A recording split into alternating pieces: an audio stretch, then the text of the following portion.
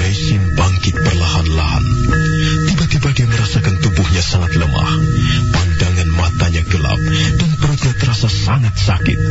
Dia berdiri sempoyongan. Pada saat itulah Wali Kadep, Rakeh Pamintihan dan Kuda Merta serentak menangkap tubuh Meisin. Nyai pingsan lagi. Ayo kita angkat ke pondok.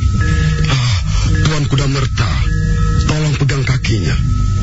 Mari kita gotong Nyai ke ruangan biliknya.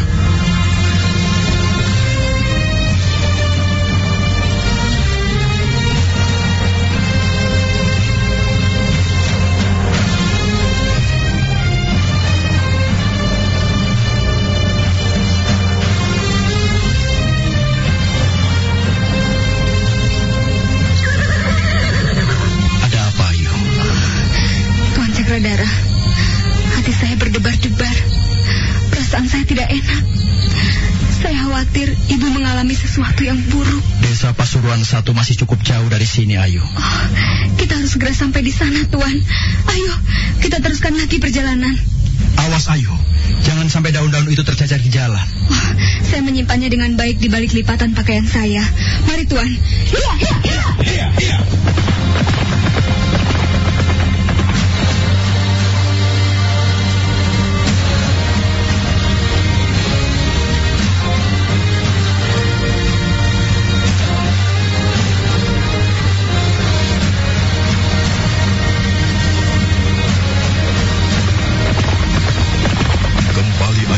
Dan Cakradara menggebrak kudanya masing-masing. 2 ekor binatang itu berlarian berkejaran dalam gelapnya malam. Aiwantira berkuda bagaikan dikejar iblis. Cakradara sampai kerepotan mengikuti di belakangnya. Hati-hati, Ayu, nanti kau jatuh. Aiwantira terus mengendarai kudanya menyusuri jalanan berbatu menuju desa Pasuruan 1. Dia tidak mengindahkan peringatan Cakradara. Dia terus menggebrak punggung kudanya dan binatang itu semakin berlari dengan kencang di atas permukaan tanah. Aku harus segera sampai di Pasuruan 1. Aku harus menolong ibu. Apa yang kau rasakan, Bu? Kau benar-benar sakit, bukan? Tapi jangan khawatir, Bu. Aku pergi tidak sia-sia. Lihatlah, aku pulang membawa 30 lembar daun janggakannya. Tenanglah, Bu. Aku akan segera tiba.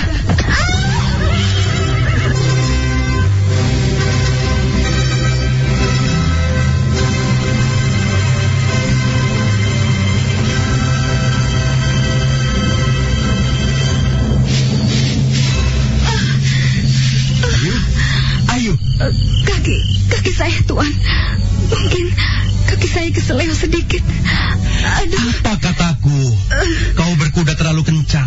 Kau terlalu sembrono. Malam gelap seperti ini dan kau berkuda seperti dikejar iblis. Saya ingin segera tiba di Pasuruan 1, Tuan. Saya ingin segera melihat keadaan ibu. Aduh. Kalau begini kan menjadi lebih susah. Coba lihat kakimu. Mana yang sakit? Yang itu, Tuan. Yang Tuan pegang itu sakit sekali. Pasti keseleo. Biarlah ku tarik sebentar. Tahan ya. Memang agak sakit. Pelan-pelan saja, Tuan. Aduh. Tahan sebentar. Aduh. Pelan-pelan, Tuan.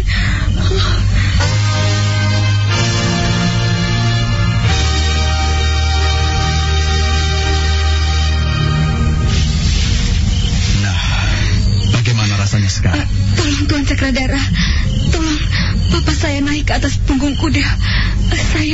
Saya harus segera tiba di Pasuruan 1.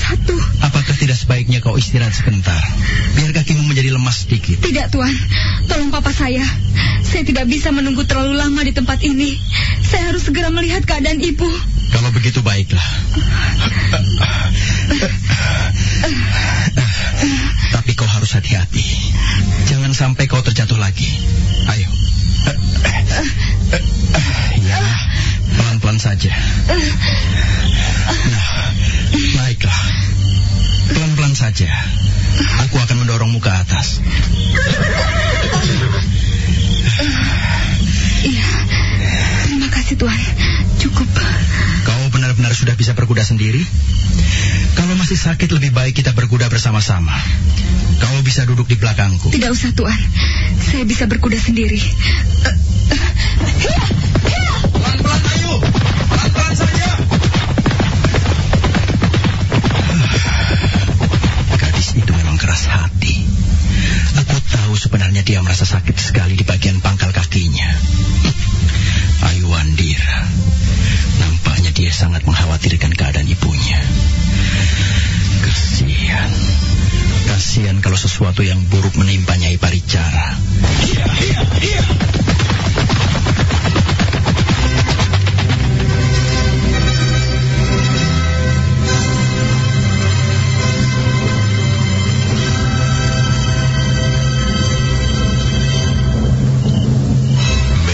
Sudah sadarkan dirinya kembali. Dia terbaring lemah di atas ranjang sendirian.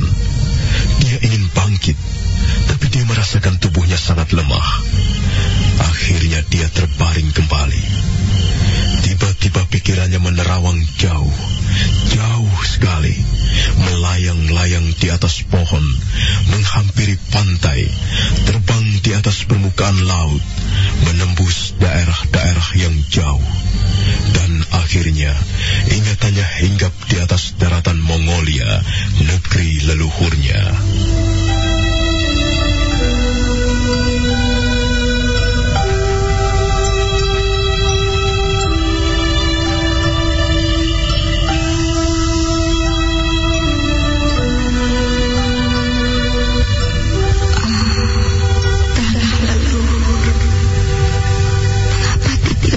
Aku terkenal negeri leluhur. Dataran Mongolia hampir seluruhnya ditutupi padang pasir. Sekalipun begitu, daratan itu adalah tempat di mana seorang bayi perempuan bernama Meisin dilahirkan. Aku tak akan mungkin bisa melupakan tempat yang bersejarah itu. Mongolia yang cantik jelita, yang muncul di atas permukaan bukit-bukit pasir.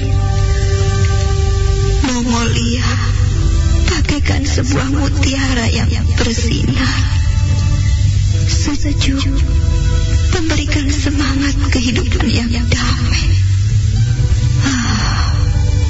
Paman Mapoi, dialah bapa angkatku. Dia seorang penderita yang budiman. Dia sangat mencintaiku. Paman Mapoi, senyumnya yang ramah, wajahnya yang bulat, dan segala gerak-geriknya yang mencerminkan kebijaksanaan hati.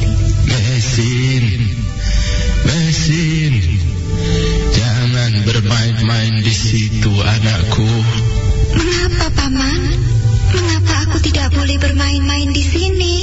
Angin bertiup kencang. Angin bertiup membawa pasir-pasir terbang. Nanti kau kotor. Ayo, masuk ke rumah. Paman Mapoi, orang yang baik itu, yang mengasuhku sejak bayi, sudah pergi mendahuluiku. Kasihan Paman Mapoi, dia menjadi korban keganasan prajurit-prajurit Kaisar Kubilai Khan.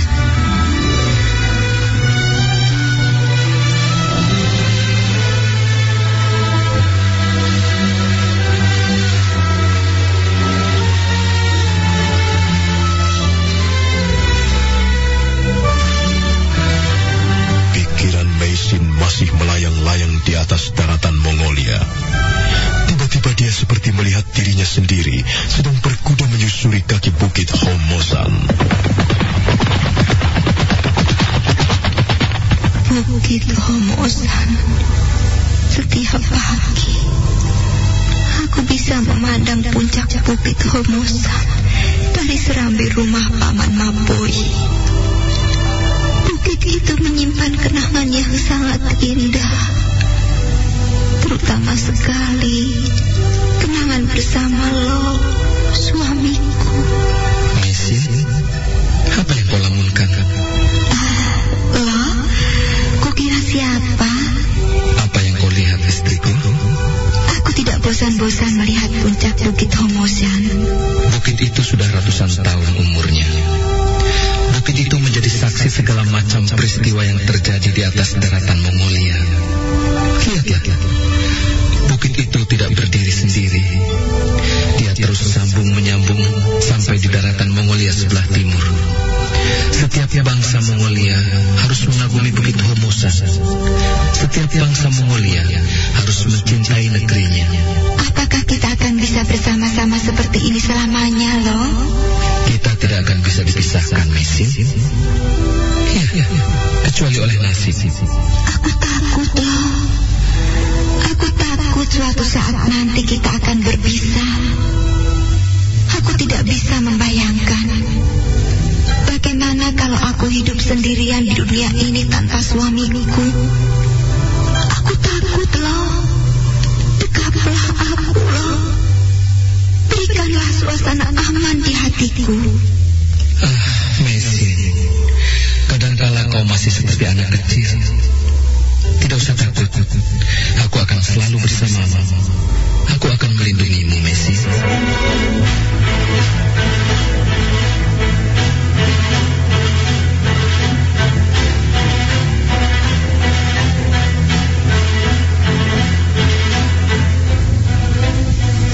Mesin tersenyum bahagia ketika Lo Sisan mendekap punggungnya dari belakang.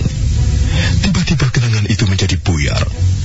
Tak nampak lagi Lo Sisan, tak nampak lagi Bukit Homosan, dan tak nampak lagi daratan Mongolia. Mesin terkejut. Tiba-tiba saja dia melihat wajah Arya Dwi Pangga tersenyum disertai pucuk rayunya yang tidak senonoh. Apa yang Tuhan lakukan di sini? Tuhan telah memperdaya saya. Tuhan telah menipu saya. Kau cantik. Kau cantik, Nona Mesin. Kulitmu putih bagaikan air susu murni. Wajahmu berseri-seri bagaikan bintang pagi. Ayolah, Nona Mesin. Tak ada siapa-siapa di sini. Kita hanya berdua saja. Tidak. Pergilah, Tuan Dwi Pangga. Saya tidak sudi melayani niat Tuhan yang kotor. Pergilah. Saya tidak membutuhkan Tuhan. Kau sudah terjebak, Nona Mesin.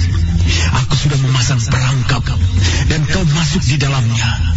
Sekarang kau tidak akan bisa berbuat apa-apa.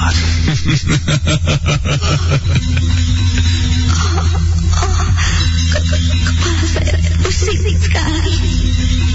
Aduh, apa yang telah Tuhan lakukan? Apa yang telah Tuhan lakukan kepada diri saya ini?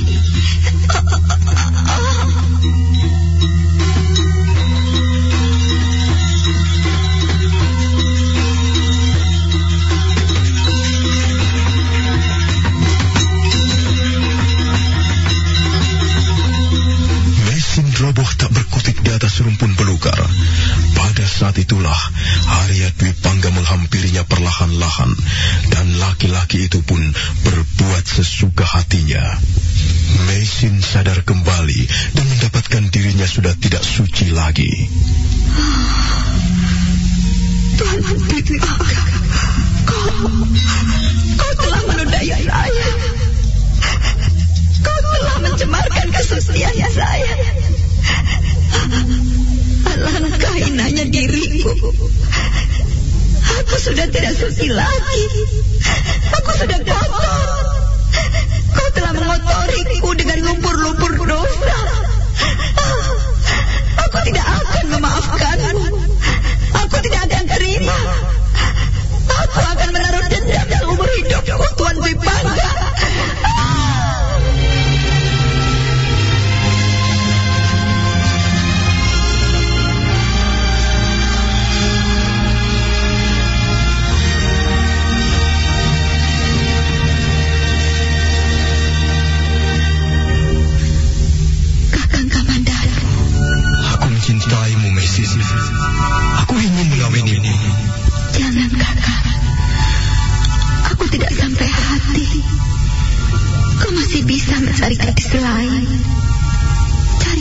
orang yang lain, yang masih mulus, masih suci.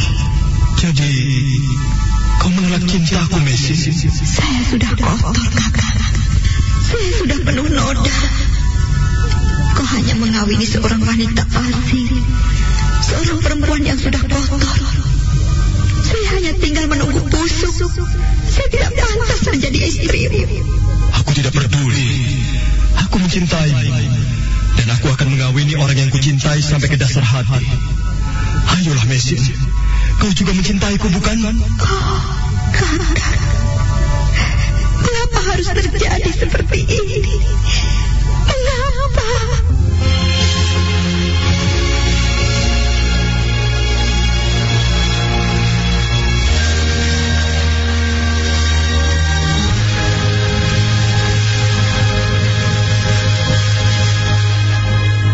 Pada saat berikutnya, Mesin teringat ketika masih tinggal di lereng Gunung Arjuna sendirian, hanya ditemani Panji Ketawang. Waktu itu dia baru saja melahirkan Ayuwandira. Ayuwandira belum genap berusia 40 hari. Mendadak dia terpaksa berhadapan dengan Dewi Sambi dan prajurit-prajurit Kediri. Mesin mengenakan pakaian kependekarannya dan berusaha melawan musuh-musuhnya. Hai perempuan asing, apa yang kau bisa lakukan sekarang? Kami sudah bosan mencarimu ke sana kemari. Dan sekarang kau tidak mungkin bisa lolos lagi. Kami akan membunuhmu beramai-ramai di tempat ini. Dewi Sambi, sekalipun seorang wanita, aku juga pendekar. Aku tidak akan melarikan diri. Aku akan membela kehormatanku sebagai pendekar. Bagus. Kalau kau tidak berusaha untuk lari, itu akan lebih baik. Kami tidak susah payah lagi memburuhmu. Ayo prajurit-prajurit, kepung wanita ini. Bunuh saja dia. Bunuh saja. Adita Bagwisa.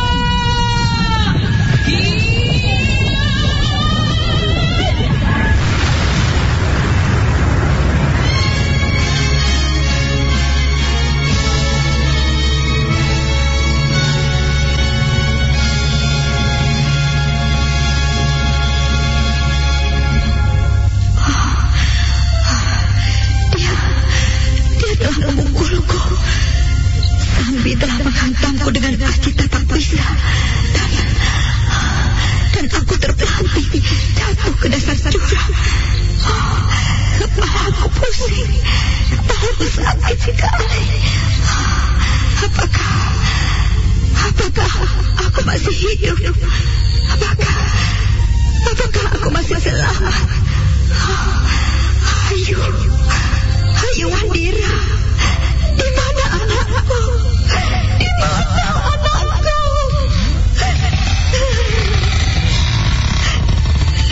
Nyai, ada apa Nyai?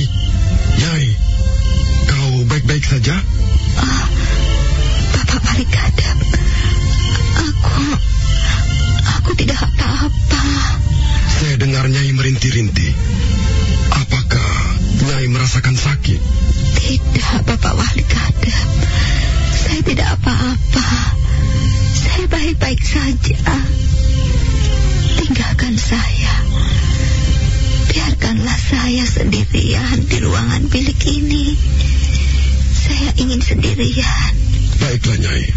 Kalau Nyai membutuhkan apa-apa, panggil saja kami. Kami duduk-duduk di ruangan pendopo. Baiklah, Bapak Wali Kadep. Saya akan memanggil kalau saya membutuhkan sesuatu. Sekarang pergilah. Tinggalkan saya sendirian.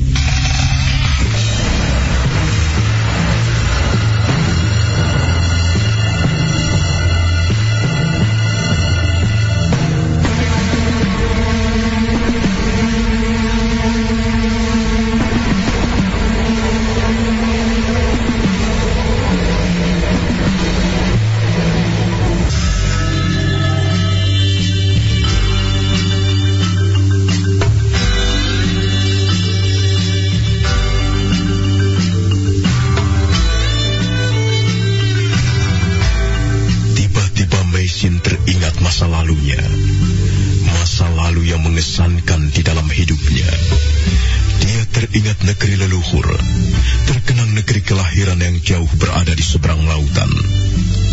Dia teringat masa kecilnya bersama pendeta Mapoi, orang tua angkatnya. Dia juga teringat almarhum suaminya, pendekar Low yang sangat dicintainya. Selanjutnya dia teringat Arya Kamandanu, lelaki pribumi kepada siapa dia menyerahkan segenap hati kepadanya. Kenangan mengesankan itu bermunculan satu persatu, bagaikan gambar lukisan.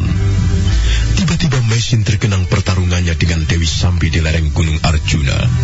Waktu itu Maisin belum genap 40 hari melahirkan Ayuwandira. Dewi Sambi berhasil menyerangkan pukulan Aji Tapakwisa. Aji Tapakwisa!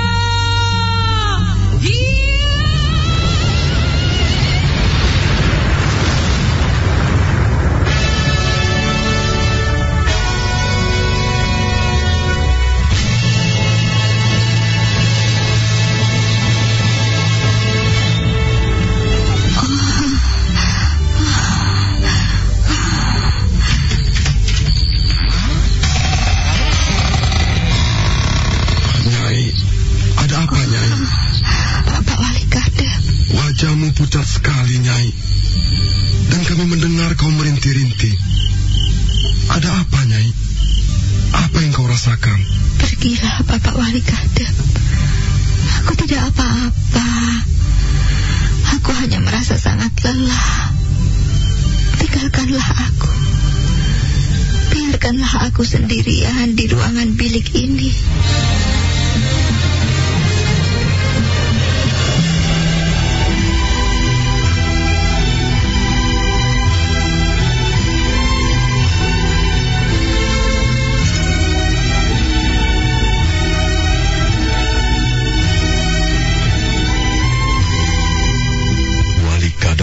Menutup pintu ruangan bilik, dan Maisin kembali terbaring sendirian di atas ranjang. Air matanya meleleh. Maisin mengusapnya perlahan-lahan dengan kain bersih. Alangkah sepinya malam ini. Alangkah sepinya hatiku. Tidak biasanya aku mengalami kesepian seperti ini. Begitu mencekam. Sepertinya aku sudah tidak tinggal di dunia fana lagi. Aku merasa tubuhku semakin lemah. Kadangkala perutku sakit sekali. Seperti ditusuk-tusuk jarum. Sakit dan panas. Apakah aku bisa bertahan? Apakah malam ini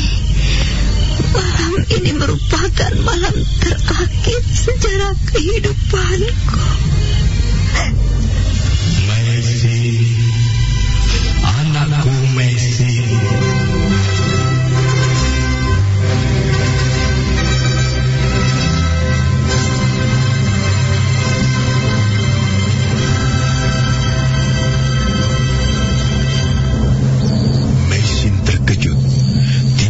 Dia seperti mendengar suara tabib Wong memanggilnya.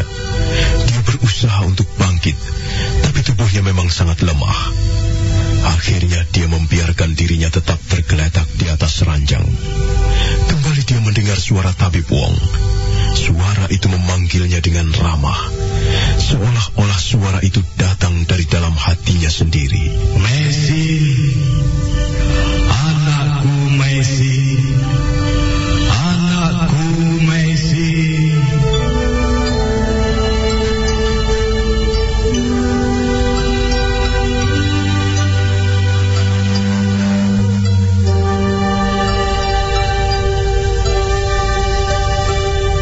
Begitu suara lenyap, Maisin melihat kehadiran tabib Wong. Entah dari mana datangnya. Tiba-tiba saja sosok tubuh laki-laki tua itu sudah muncul dari balik pintu ruangan bilik. Tabib Wong menyeka jenggotnya yang memutih sambil tersenyum kepadanya. Maisin merasa sangat bahagia. Dia membalas tersenyum. Tapi Puang menatapnya dengan sinar mata kebijaksanaan. Kebijaksanaan seorang tua kepada putrinya. Mesin, anakku Mesin. Oh, Bapak Puang. Apa yang kau rasakan sekarang, anakku? Entahlah, Bapak Puang. Seluruh tubuh saya merasa sakit. Dan saya merasa sangat lemah. Saya merasa tidak berdaya. Mata saya berat sekali. Rasa-rasanya saya ingin tidur saja. Mengapa Bapak Puang datang menemui saya? Saya hanya ingin menengokmu, anakku. Saya tidak bermaksud apa-apa. Saya kasihan padamu, Mesin. Aku bangga sekali padamu. Kau adalah muridku yang baik. Saya menyesal sekali, Bapak Puang. Saya telah membuat kecewa hati Bapak Puang. Kau sudah bekerja dengan baik. Mengapa harus menyesal, anakku? Saya telah gagal, Bapak Puang. Saya telah gagal meneruskan cita-cita Bapak Puang. Saya gagal mengemban tugas berat saya sebagai seorang tabib. Saya seringkali mengalami kegagalan menolong orang-orang. Saya sedih, Bapak Puang. Seringkali saya merasa tidak pantas menjadi murid Bapak Puang. Saya bukanlah seorang tabib yang baik. Jangan berkecil hati, anakku. Kau sama sekali tidak gagal. Kau tidak berhak menilai hasil karyamu sendiri. Selama ini kau sudah bekerja menjadi seorang tabib, menolong orang-orang sakit, mengabdi kepada masyarakat luas. Memang manusia tidak sempurna. Pekerjaannya juga tidak sempurna. Yang sempurna hanyalah Dewata Agung, pencipta langit dan bumi. Kalau kau sudah bekerja dengan baik, keringatmu sudah mengucur deras untuk berbuat sesuatu demi kebajikan, itu sudah lebih dari cukup. Jangan mengharapkan hasil yang terlalu muluk-muluk. Serahkan pekerjaanmu dan hasilnya kepada Yang Maha Kuasa. Dialah Hakim Agung yang berhak mengadili pekerjaan manusia. Sebenarnya saya belum puas, Bapak Puang. Saya masih ingin bekerja lebih banyak dan lebih banyak lagi. Apa yang saya kerjakan selama ini rasa-rasanya belum banyak artinya. Mesin, manusia memang tidak pernah mengenal rasa puas. Dan itu merupakan penyakit manusia yang paling berbahaya. Rasa tidak puas. Sudah memperoleh yang satu, timbul keinginan yang lain. Sudah memperoleh bintang, ingin menggenggam bulan. Sudah menggenggam bulan, ingin mencengkeram matahari. Begitu seterusnya. Rasa keinginan manusia yang senantiasa meluap-luap, mengalir deras sepanjang hari, sepanjang malam, dapat membuat hidup seseorang menjadi goyah. Ingat, anakku, kemampuanmu sebagai manusia sangat terbatas. Jagalah agar jangan sampai keinginanmu melambung terlampau tinggi. Nanti kau akan susah sendiri. Jika orang memanjat terlampau tinggi,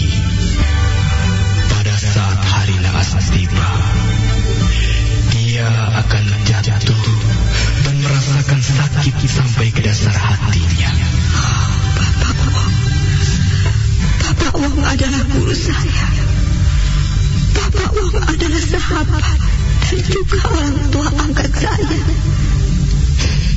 Selama ini, saya selalu menjunjung tinggi amanat Bapak Wong. Saya berusaha bekerja sebaik-baiknya demi cita-cita Bapak Wong. Sudahlah, Mesin. Kukira apa yang kau lakukan selama ini sudah lebih dari cukup. Jangan terlalu memaksakan diri. Hidup manusia bagaikan mata rantai. Putus yang satu, masih ada mata rantai yang lain. Hidup manusia seperti aliran sungai, anakku. Kau tidak berdiri sendiri. Kau mempunyai hari-hari kemarin, hari-hari sekarang, dan hari-hari esok. Hari sekarang adalah merupakan tanggung jawabmu. Tapi hari esok adalah tanggung jawab keturunanmu.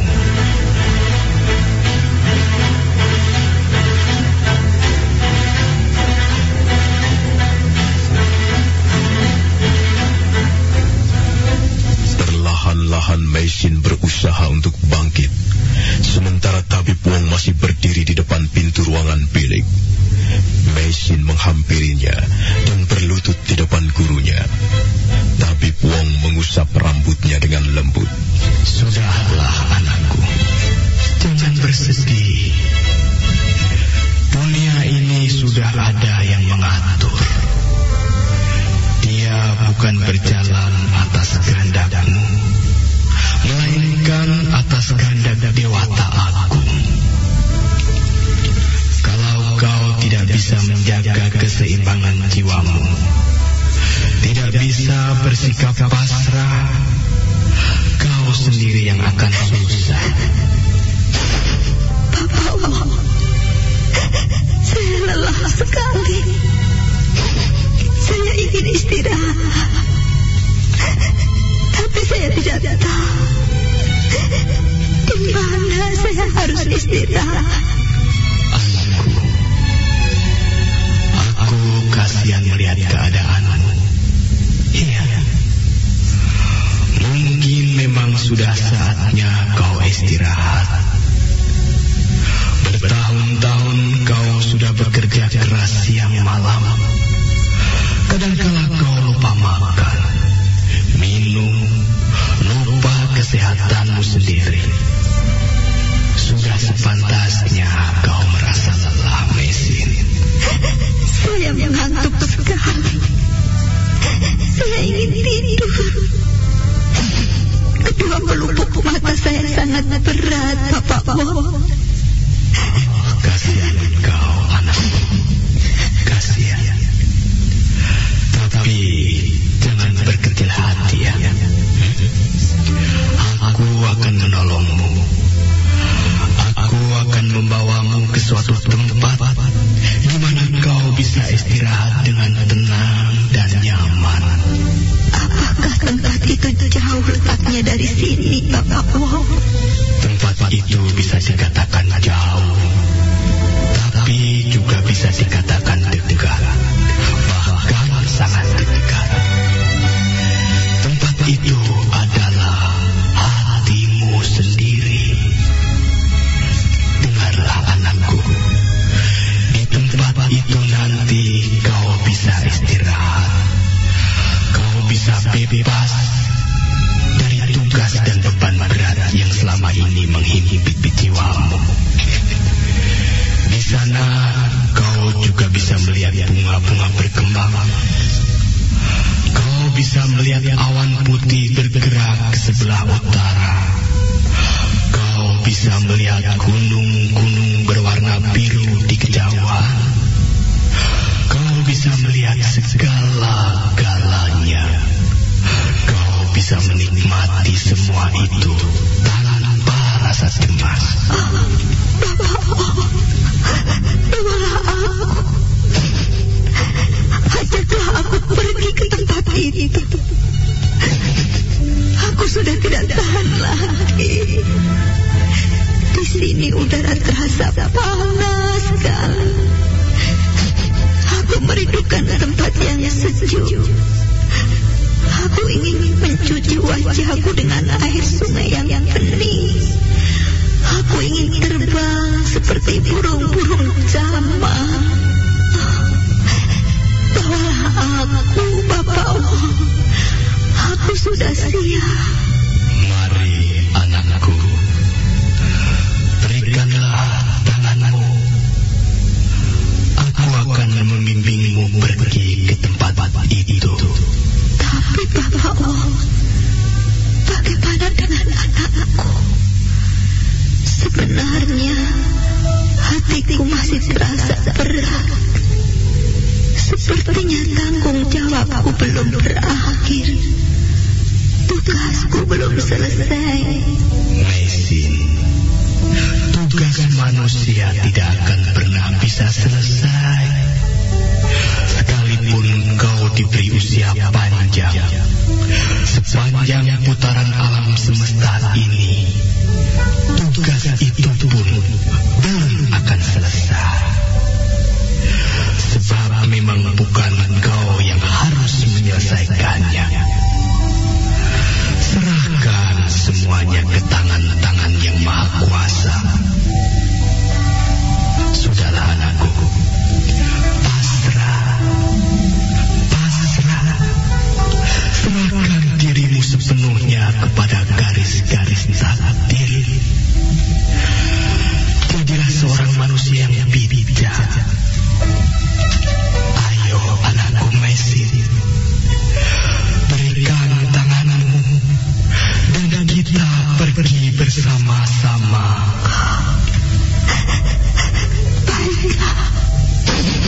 Baiklah Bapak. Sebutlah tanganku ini. Tangan seorang manusia yang lemah dan tidak berdaya. Ayu Wandira, selamat tinggal anakku. Selamat tinggal. Selamat tinggal.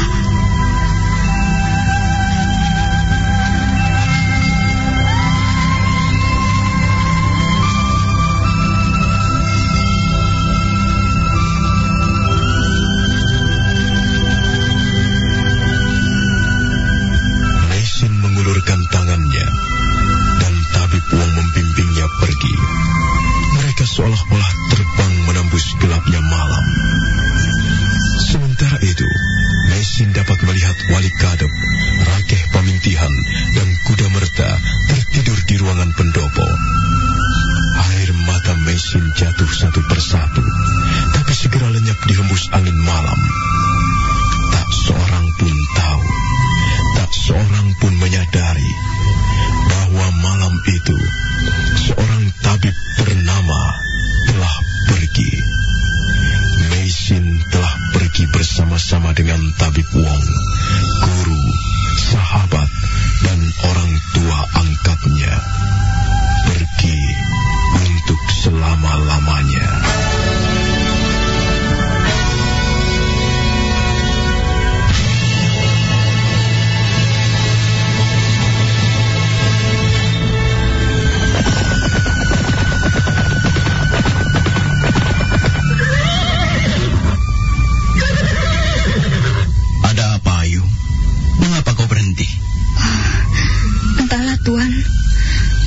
Saya berdebar-debar. Perasaan saya tidak enak. Aneh sekali malam ini. Angin seolah-olah berhenti bertiup. Apa yang telah terjadi? Sudahlah, ayo. Jangan turuti perasaanmu. Lebih baik kita segera meneruskan perjalanan. Kita harus segera tiba di pondok. Mungkin kita masih bisa menolong ibumu dengan ramuan daun-daunan janggakanya. Ayolah, kita jalan lagi. Oh, Ibu. Ibu. Ayu, apa yang kau lihat? Ada apa, Ayu? Saya melihat Lihat Ibu. Lihatlah Tuan. Ibu berdiri di tepi jalan. Ibu! Ibu! Ayu, kau mau kemana? Ayu! Ayu!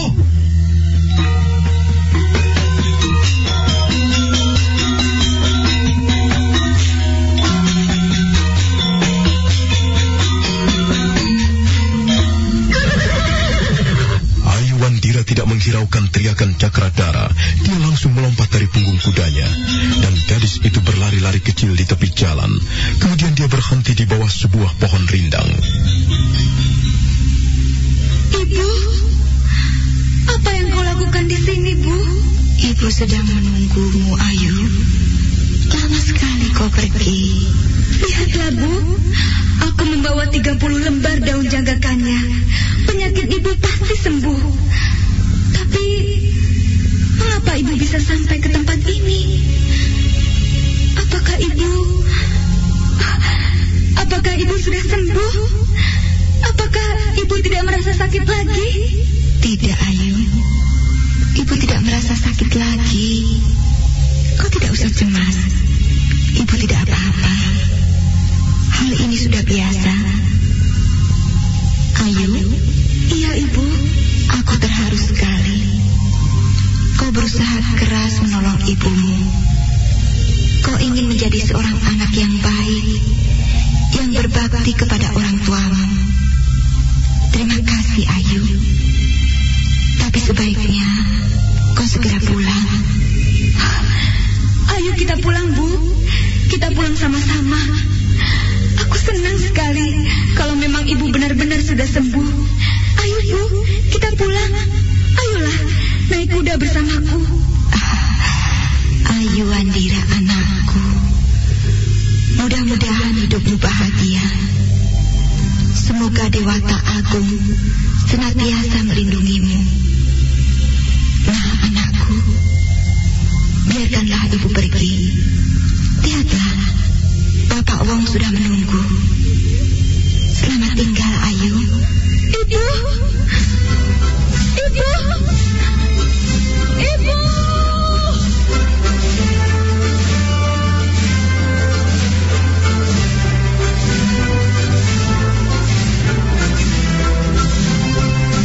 Ayu Wandira terkejut. Tiba-tiba sosok tubuh Meisin lenyap perlahan-lahan. Dan dia tidak melihat apa-apa lagi, kecuali gelapnya pohon-pohon di tepi jalan. Ayu Wandira menjatuhkan tubuhnya di bawah pohon, kemudian memeluk pohon itu sekencang-kencangnya. Ibu! Ibu! Ibu!